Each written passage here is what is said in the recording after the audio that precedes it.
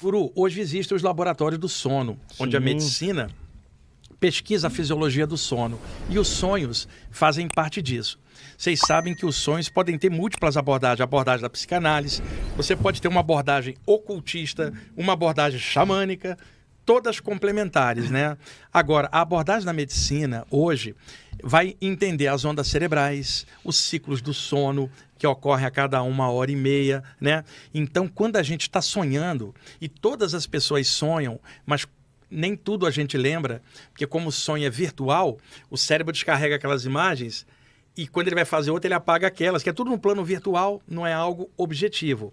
Exemplo, Guru, você sonhou que estava rico. Se acordou, está pobre como sempre. Então, o sonho é um estado alterado. Como sempre. Até hoje, amanhã será imaginativo que ocorre durante o sono. Então, é virtual. Na hora que você abre os olhos, os 5 sentidos se impõem e você percebe que aquilo não era real. Você fala, era sonho, era virtual. Você tem a clara noção. Então, quando você está sonhando, o cérebro descarrega um monte de imagens, que é um mosaico de imagens tiradas do banco de memória, desde coisas da infância a coisas do dia a dia, numa mistureba caótica, sem nexo. Tudo muda num sonho. O sonho é dotado de alta plasticidade, as coisas mudam, alta intensidade, alto poder de imaginação. Você não tem noção de tempo nem de espaço. Você não tem noção de esquerda ou direita e há quanto tempo você está sonhando. Você pode achar que foi 1 hora e foi 10 minutos. Então, o sonho não é vigília. É um estado alterado da consciência. Quando a mente projeta as imagens do sonho, como as imagens são muito rápidas, os olhos se mexem, tentando acompanhar durante o sono, Guru, as imagens. Os olhos só param totalmente na morte, no cadáver. Existem 2 tipos de movimentos oculares durante o sono. Rapid Eye Movement, que é o movimento rápido dos olhos em inglês, que é quando você está sonhando os olhos... Por que os olhos se mexem quando você está sonhando? Porque o famoso REM. Isso, é o REM. Sonho REM. A pessoa está sonhando, as imagens são rápidas, os olhos tentam acompanhar. Quando os olhos estão com um movimento lento, é o descanso muscular. Daqui a pouco começa de novo uma nova carga de sonho, que é a forma que o cérebro tem de desintoxicar as cargas psíquicas da mente. Mesmo alguém que não lembra do sonho, sonha. Está provado em laboratório. Então, o Siddhartha Ribeiro fez uma pesquisa sobre sonho, bioquímica cerebral, ondas cerebrais, explicando o mecanismo dos sonhos pelo viés técnico. Não é um viés psicanalítico ou psíquico, é um viés técnico. Então, por que eu cito esse livro?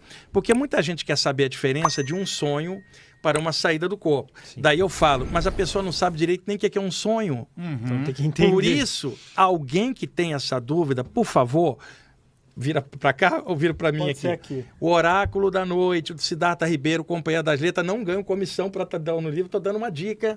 Agora é livro sério para quem quer pesquisar. A diferença para uma saída do corpo é a seguinte, Alê, você deitou e apagou. Acorda no meio da madrugada paralisado. Aí você já sabendo o que é aquilo, você não vai ficar apavorado, não tem um diabo te agarrando. Você sabe disso. Então você fala, opa, estou tranquilo, estou no estado alterado. E outras pessoas não fizeram assim, Alê, dá uma olhada. E acordei, estou paralisado. Deixe-me ficar calmo e observar o que é isso. As pessoas não fizeram. Porque na hora que ela acorda, dispara adrenalina, ela só quer se mexer. Então, chegou uma entidade ali. É a minha esposa. A dona do Alê. É uma entidade. É uma entidade, né? Assim. Aí, você acorda paralisado e você fica calmo e, de repente, sua aura dilata e você flutua para cá. Na hora que você estiver flutuando, você está com a mesma consciência que você tinha aqui. Só que o teu cérebro está apagado durante o sono. Você está aqui, observa o corpo, você fala esquerda para lá, direita para cá. No sonho, você não tem noção de espaço. E você fala, eu sou o Alê. 1 hora atrás, deitei para dormir e agora estou fora. Você tem noção de passagem de tempo dentro da sua mente. Fala, eu quero para cá, ali está a parede, eu vou passar. Você tem uma deliberação consciente que no sonho não existe. Mesmo aquilo que é chamado sonho lúcido, em que a pessoa se vê num sonho e ela supostamente controla o sonho, tipo, eu quero ir para cá e para lá, mas ela continua dentro do enredo do sonho, ela não sai dele, ainda continua sendo um sonho. Enquanto que algo real é real. Aí você vai e encaixa no corpo. Ali, ó. Paft. Na hora que você encaixou, você encaixa, ó, abre o olho. Você fala, eu estava flutuando ali, eu tenho certeza. Agora, olha o que acontece que motiva a dúvida das pessoas, Guru. Alê, você entrou, encaixou e apagou no corpo adormecido. 1 hora depois, quando você acorda, nesse interregno, o cérebro jogou 3 sonhos por cima. Na hora que você acordar, no físico, você não vai saber o que foi sonho e o que foi projeção. Por quê? Misturou. Se você encaixar no corpo e abrir os olhos, não tem mistura. Você lembra completamente. Então, neste sentido, não há dúvida. Porém, se a pessoa encaixa e dorme, vai misturar com os sonhos. E outro detalhe, você acorda de madrugada e lembra de um sonho. Aí você vai tomar água, vai no banheiro e dorme. De manhã você já não lembra. Por quê? O cérebro apagou ele porque ele é virtual. Ele não é algo real. Tá no campo virtual. E às vezes você acorda de madrugada, lembra de um sonho e em um segundo ele escapa da mente. Então, a minha questão é, um sonho que ocorre dentro da cabeça, você pode esquecer. Imagina uma experiência que ocorrer fora da cabeça. Mais fácil de esquecer ainda, parecendo algo virtual, sendo que era algo real. Outro detalhe, você sonhou com o seu bisavô desencarnado. É possível, porque você gostaria de ter um contato. Na hora que você acorda e abre os olhos, em instantes vai passar a sensação, porque era virtual. Não era real, era uma construção da mente. Se você sair do corpo durante o sono, encontrar o seu avô, cara, vivo, e dar um abraço nele, ele está num corpo de luz e você também. E aí você fala, você está vivo? Ele fala, estou vivo, a vida não é somente o corpo humano, eu continuo a evolução aqui, que legal, meu bisnetinho, faz coisa boa lá embaixo, não deixa a peteca cair, seja positivo, ainda dá um toque. Você encaixa no corpo, cara, abre os olhos, o impacto do encontro não é igual ao impacto virtual que não teve de um sonho. Simplesmente é real, você sente o cheiro, que não é cheiro, é a maneira que a gente tem de... Você sente energia, passa uma semana sentindo a energia do teu avô. E se na hora que você encaixar o cérebro, misturar o sonho, mesmo assim ainda vai sobrar a vivência, cara, que não tem como ser virtual. Você passa o dia inteiro com ele aqui dentro. Então, há diferenças. Agora, as pessoas que perguntam, elas não estudaram. Nem o Siddhartha não estudaram isso aqui, e elas perguntam isso naturalmente por causa desse bolo que faz da memória da saída do corpo com a memória aqui dentro. Alguém mais cético vai alegar que saída do corpo é sonho, mas também não aprofundou isso do jeito que eu estou estudando isso há 40 anos. E outra coisa, outros autores sérios estudaram isso durante décadas e também publicaram materiais que hoje são clássicos, também mostrando essa possibilidade. Agora, não é uma brincadeira mística, exige estudo, não é querer sair por sair, nem todo mundo vai conseguir, embora o potencial seja natural, igual o potencial de pensar, né, Alê? Todo mundo pensa, mas alguns pensam menos. Outros pensam mais porque estão correndo atrás. Saída do corpo é um potencial. Se a pessoa vai desenvolver ou não, depende do que ela está fazendo, o quanto que ela está investindo de tempo para poder estudar. Todo estudo ela gasta dinheiro comprando livro, fazendo curso, gasta tempo, que é leitura.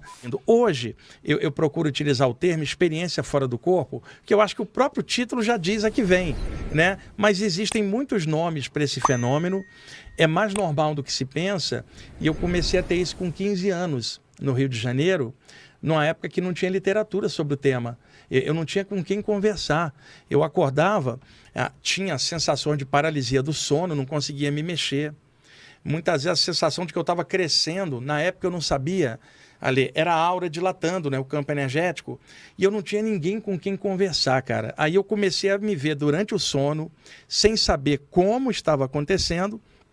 Eu deitava para dormir, acordava no meio da madrugada paralisado, sentia a minha aura, no caso, crescer, e eu me sentia flutuando como se eu estivesse em cima de um colchão de ar ali, Guru. Ali, e a sensação de ver meu corpo embaixo. Eu levei 1 ano para descobrir o que era isso, porque não tinha literatura na época, eu não tinha com quem conversar.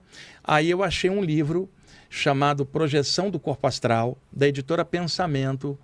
Quando eu li o livro, foi a grande descoberta da minha vida. O autor citava as mesmas coisas que eu estava experimentando e até então não tinha contado para ninguém. E você sabe, Guru, quando aquilo é real, você está lendo algo, que o autor está definindo algo que você já sentiu, você sabe que é verdade o que ele está falando, porque você já sentiu. E eu encontrei a firmeza dos mesmos sintomas que eu tinha naquele livro. Descobri, então, que desde a antiguidade já se falava da tal da saída do corpo, mas dentro de um contexto místico, esotérico. E aí, o que eu passei a fazer? Jovem de 15 anos, cara, eu trabalhava de dia no escritório, fazia o 2º grau à noite. Aí tem gente que fala assim, por que você se meteu nessa história? Eu não me meti ali, eu fui atropelado por ela, acontecia a revelia, eu não tentava nada. E, ao mesmo tempo, eu não era um jovem que buscava nada espiritual, eu era um jovem normal.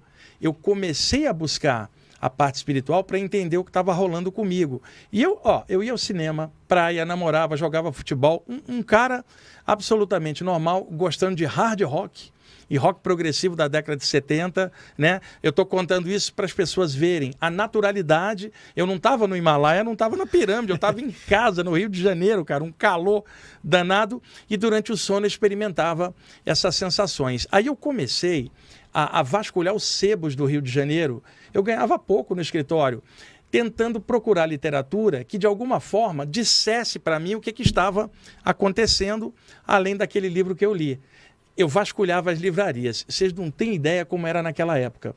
Eu entrava na livraria, perguntava a um vendedor: tem alguma coisa aí de vida após a morte, por exemplo? O cara me olhava como se eu fosse um ET e falava assim, lá atrás, lá atrás. Aí eu ia lá atrás e ali tinha uma seção de livros espíritas, de umbanda, de ocultismo, de teosofia, e eu ficava catando ali alguma coisa que mencionasse a saída do corpo num capítulo, alguma coisa. Quando eu olhava para trás, estava todo mundo na livraria me olhando. Isso era 1977, cara.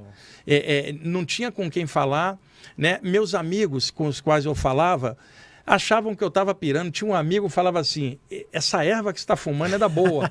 E eu falava, cara, eu não fumo nem cigarro. Que erva? O que é? Você que fuma, cara. Né? Mas que viagem é isso? Ninguém acreditava no que eu estava falando. Até que eu comecei a contar das paralisias do sono que eu tinha. Na época ninguém chamava por esse nome. Eu acordava e não conseguia me mexer. Tentava gritar, não saía som nenhum. Tentava abrir os olhos, não conseguia. E aí eu descobri que se eu não tentasse me mexer, a adrenalina não disparava. Eu ficava quieto, aí dava a sensação da saída do corpo. Então, esse sintoma de paralisia, que mete medo em muita gente, para mim ele se tornou uma facilidade para experimentar estados alterados da consciência. Então, aqueles meus amigos juntavam e falavam, você está louco? Eu falava assim, escuta, algum de vocês já acordou paralisado? Aí um olhava para o outro assim, você sabe o que é isso? Que eu tenho medo.